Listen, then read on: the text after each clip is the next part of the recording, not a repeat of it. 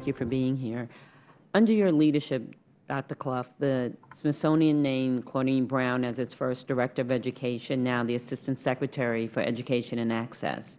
We've all heard the latest statistics from the Program for International Student Assessment, finding that American students are lagging further and further behind their international counterparts in math and science, scoring average to below average in these subjects. Unfortunately, these scores are even lower on average for minority students in communities with limited access to the kinds of advanced technology found in many higher achieving school districts and classrooms.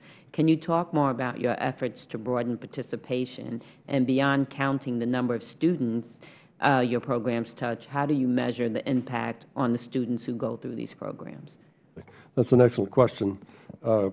Dr. Brown has been essential to the work that we've been doing. We didn't have that position before, and many of our museums, as Kirk described, have wonderful education programs, but we wanted to coordinate them and use them in some capacity so more people can access the broadness and pick and choose what they need. What we've learned from teachers, for example, is they don't want our lesson plans per se. They would prefer us to provide them with a framework within which they can fill in and paint the palette, if you will, for their local communities, and so we've tried to work with them on that kind of concept. I think what we've tried to do is to take the multiple approach of there are places where boots on the ground are essential, and we can help teachers teach science better, because many teachers, as you know, not necessarily are credentialed in science. And so we try to help teachers get over that hump of being afraid of the subject that they've been asked to teach. They have no choice but to teach it.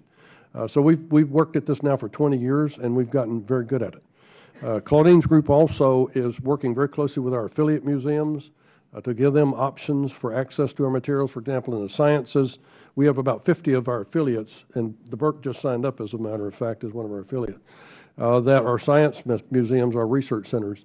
So recently, we got a grant from the Gates Foundation, and we created an option for our students to go to the Smithsonian Astrophysical Observatory and use their telescopes and talk to our scientists and to their educators and learn about the universe by actually talking. So active learning, we think, is a real key to what they do.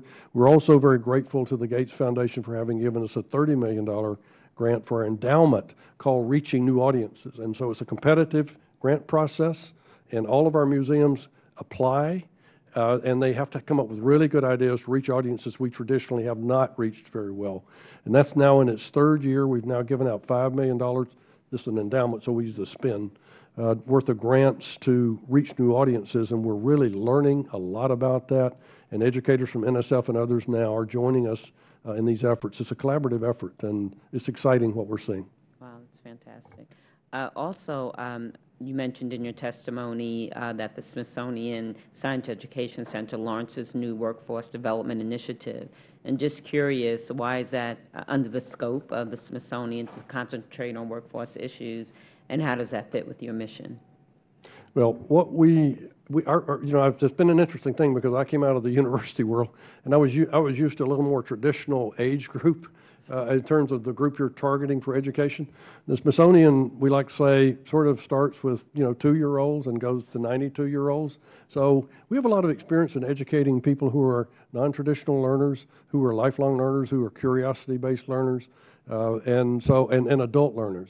And we like to do families, the whole thing, if we can, because that's also very helpful as well. But what we're learning from the Department of Labor, from the Department of Commerce, we work closely with the Patent and Trademark Office and the Department of Commerce. There's a big gap in terms of workforce training. We won't do all of that, but there are places where our digital badging program will be perfect for some of the material that we teach to late grade school students and others to help people get literacy and understand what they need for scientific literacy to do their work. Thank you.